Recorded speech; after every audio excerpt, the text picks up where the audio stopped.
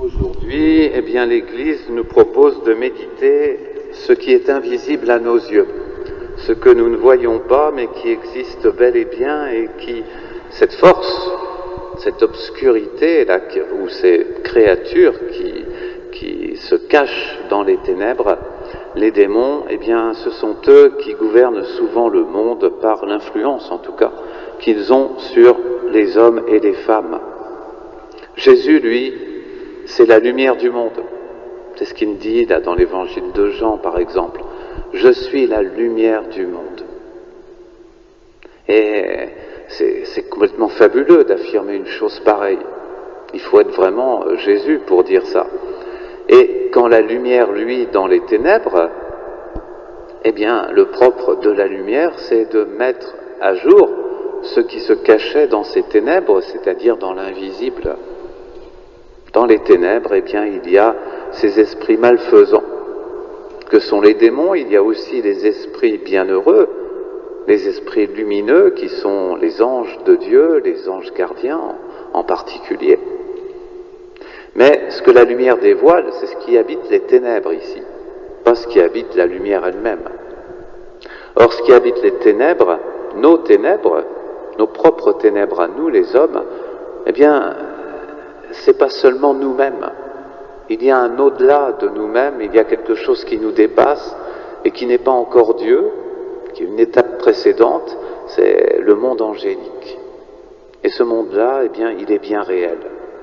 Lorsque Jésus, prêche à la synagogue de Capharnaüm, dans l'assemblée, il y a un possédé.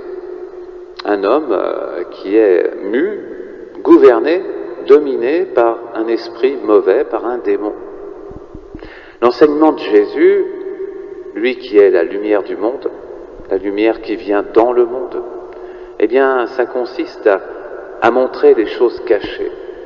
C'est complètement différent, justement, c'est ce que soulignent les témoins, de l'enseignement des scribes. Les scribes, ils manifestaient pas ce qui était caché.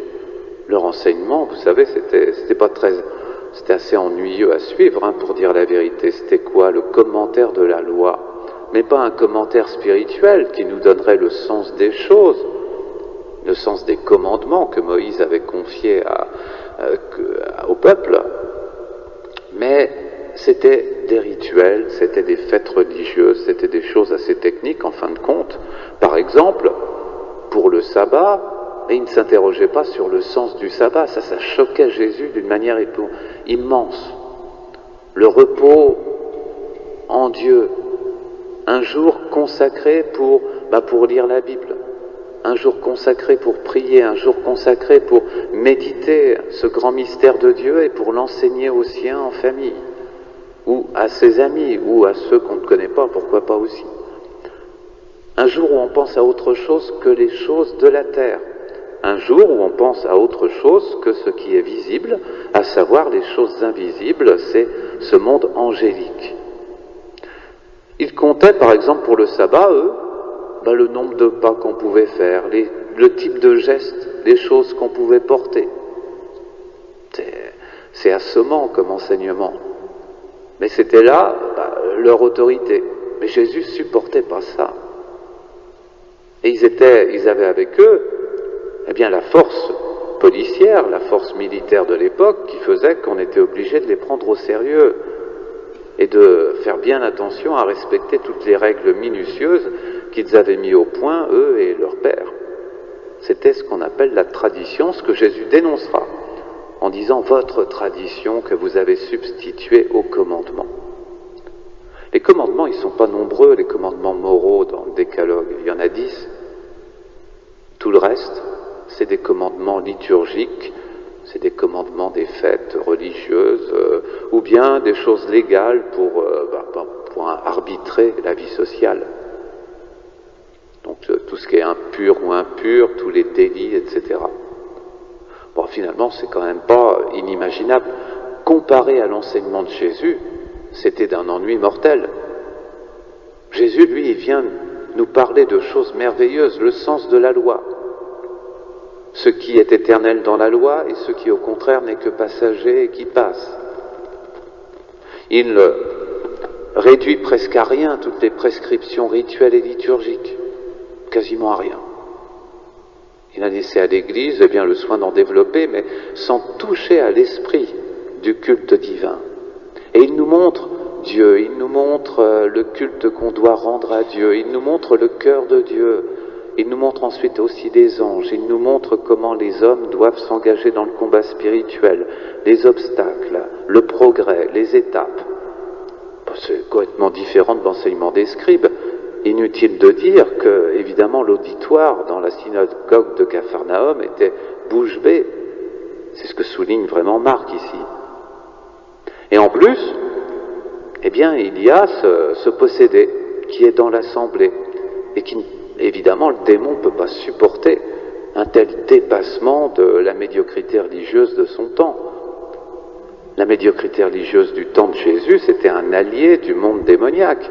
Ça leur permettait de régner. Donc le possédé proteste, se révolte, essaye de neutraliser Jésus. L'enseignement de Jésus le fait paraître au grand jour, l'oblige à sortir de sa cachette, l'oblige à se manifester comme un esprit mauvais.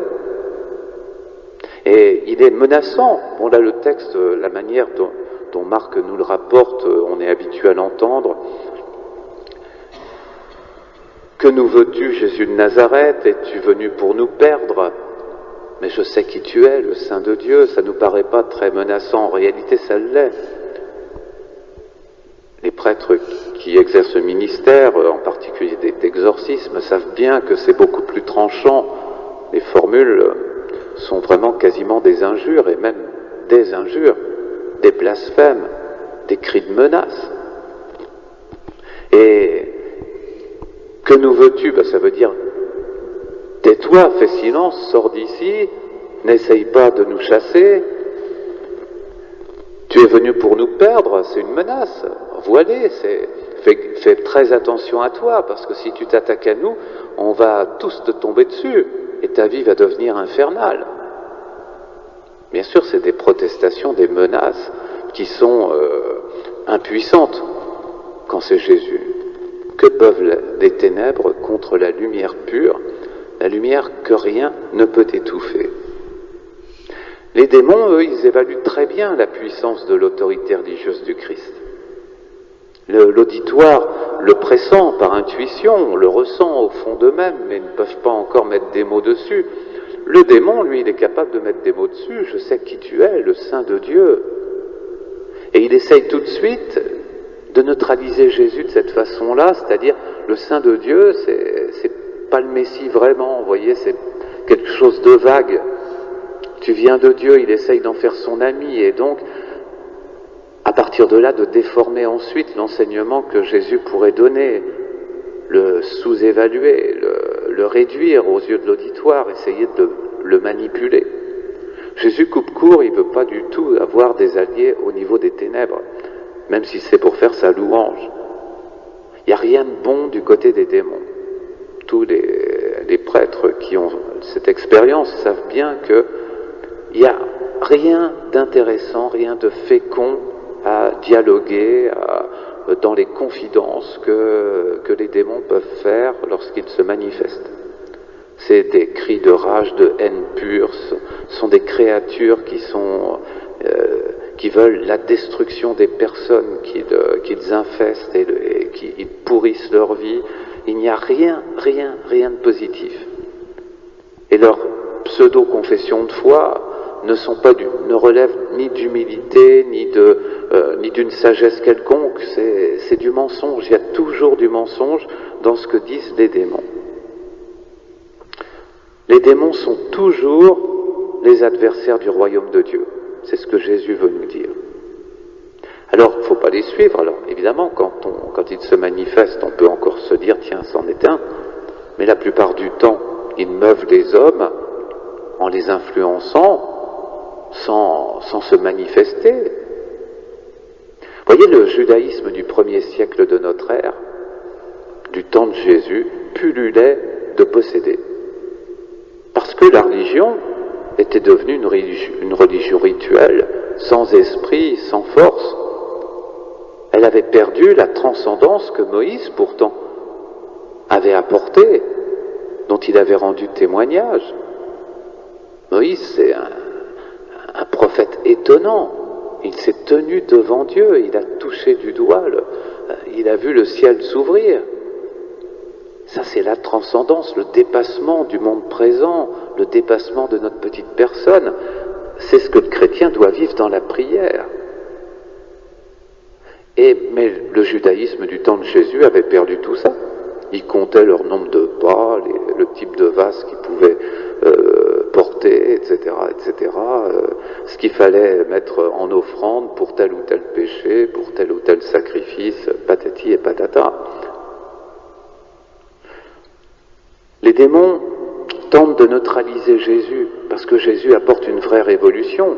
Il réintroduit cette transcendance, et en même temps, il permet à tous d'en faire l'expérience. Dans l'Ancien Testament, il n'y a que Moïse et quelques prophètes de sa carrure qui étaient capables d'entrer comme ça, de faire l'expérience de Dieu, de la présence de Dieu, et puis de tous ses attributs à partir de là, et de l'entendre.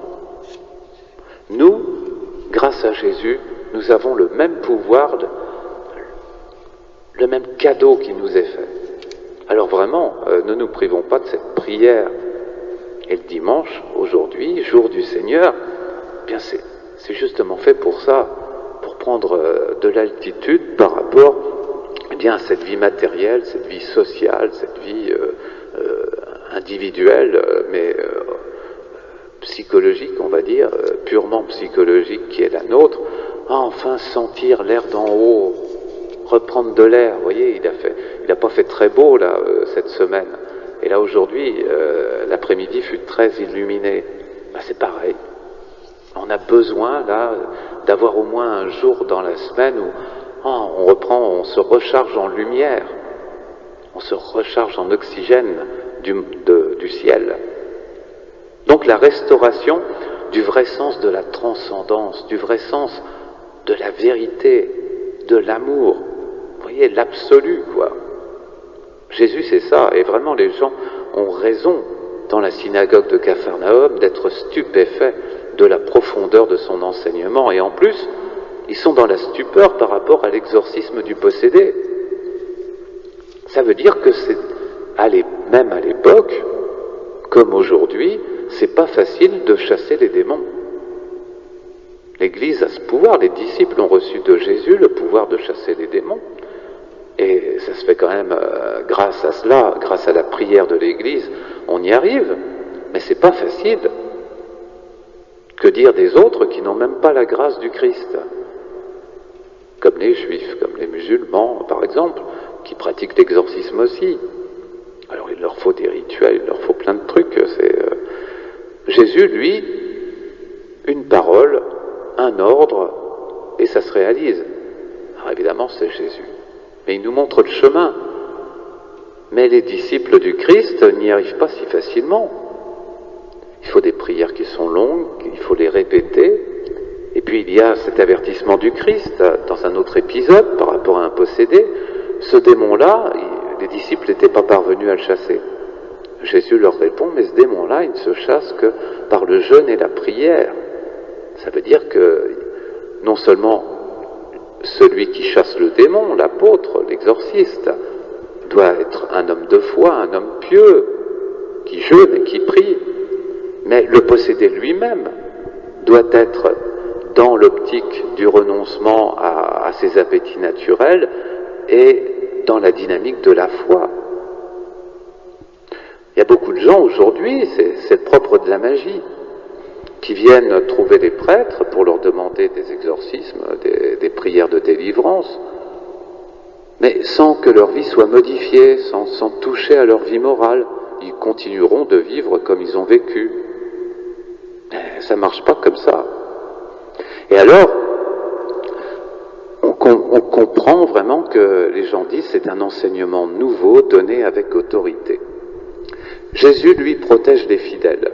Vous voyez, on vit dans un monde, là je vous parlais du judaïsme du 1er siècle, qui pullulait de possédés, pourtant on n'est pas chez les Romains, on est chez les Juifs. La religion du vrai Dieu. Oui, mais une religion qui était amputée de la transcendance, alors elle avait quasiment plus aucune valeur effective. Aujourd'hui, le monde présent, là, en Europe, en France, c'est exactement comme le 1er siècle de notre ère. Ça pullule les possédés. Comme personne ne sait les reconnaître, dans la rue, on les voit pas. Ils passent devant nous, mais on les remarque pas. Pas plus qu'on ne remarque quels sont les esprits, ou ténébreux, ou lumineux, qui influencent les personnes. Nos yeux ne sont pas ouverts. On devrait. Mais en réalité, quand on commence à s'intéresser à ce phénomène, on s'aperçoit qu'il y a plein de gens qui sont possédés. Et c'est parce que le monde qui a quitté le Christ, qui a quitté la foi, qui s'en est débarrassé, eh bien, c'est un monde qui ouvre droit tout entière ses portes au monde infernal. Ça pullule comme au 1er siècle de notre ère aujourd'hui dans ce monde technologique qui est le nôtre. Vous savez, il y a des centaines de millions d'euros de chiffre d'affaires tous les ans qui sont drainés par tout ce qui est sorcier, mage, etc., magnétiseur de tout crin, guérisseur, exorciste. Et il y a beaucoup de faux prêtres sur Internet. Faites très attention à ceux qui se prétendent prêtres. On m'a dit, tiens, il y en a un comme ça qui s'inscrit comme prêtre, et on envoie des photos, et puis il demande 500 €. C'est bien payé. Hein. Moi, je me suis dit que pour ma retraite, je pourrais finalement survivre facilement à 500 € pièce. On reçoit des photos, on en fait ce qu'on veut d'ailleurs, on n'est même pas obligé de faire quoi que ce soit dessus. On est dans un monde de voleurs, mais en même temps dans un monde terrible parce que ça existe. Et ceux qui chassent les démons en invoquant les démons, comme disaient les adversaires de Jésus, qui accusaient le Christ de faire de même, savaient de quoi il parlait. Donc la foi que le Christ nous a donnée nous protège de tout ça. Vous savez, moi, les gens que je vois qui viennent me trouver parce qu'ils ont des problèmes à ce niveau-là, des problèmes d'infestation, de possession, etc., il n'y a quasiment pas de croyants parmi eux.